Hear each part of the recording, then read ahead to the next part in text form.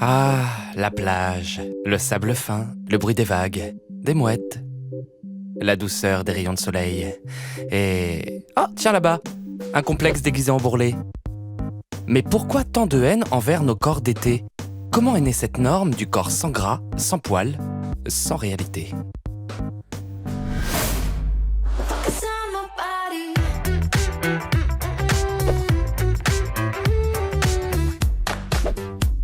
Quel drôle d'espace social que la plage.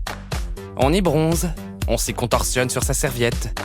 On y mate les voisins, moins parfaits que nous. Hommes musclés, femmes poupées, nous sommes toutes et tous obsédés par le fameux, le terrible summer body.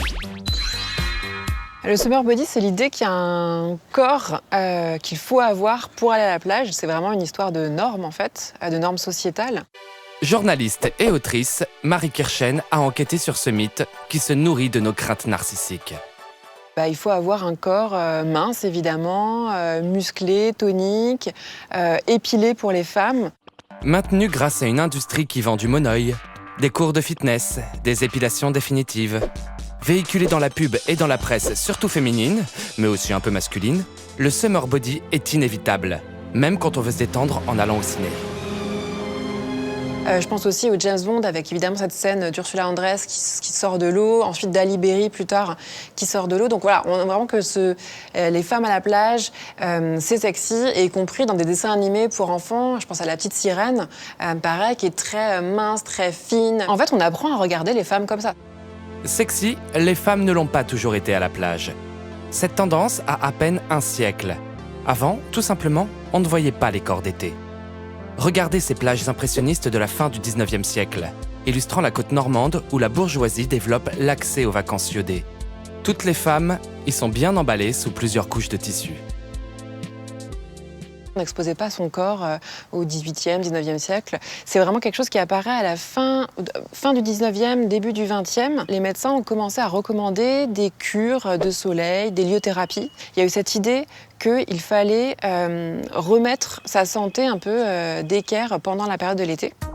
Alors qu'autrefois la peau de porcelaine était protégée par des ombrelles, le hâle devient chic, symbole d'activité en plein air, de bonne santé.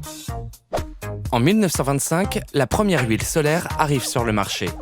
Les femmes font des ourlets à leur maillot de bain pour bronzer toujours plus. Ce qui inspire un Français, Louis Réard, qui invente fièrement en 1946 le bikini.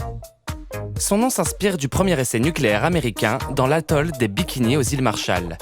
Et ce bout de tissu fait l'effet d'une bombe.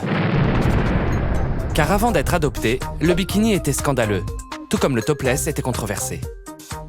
Je pense notamment dans les années 1970 où il y a vraiment eu des combats, des femmes dans un mouvement féministe qui disaient moi j'ai envie d'aussi tomber le haut, de pouvoir avoir les seins à l'air, exactement comme les hommes en fait.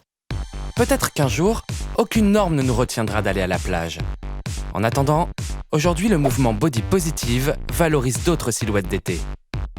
Les corps gros en maillot apparaissent dans les pubs ou dans les clips comme ceux de l'ISO. Sur les réseaux sociaux, des artistes rendent belles nos vergetures.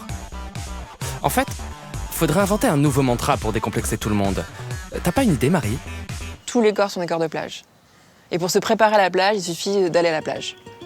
C'est l'été, un peu de savoir, c'est l'été, on va faire la fiesta.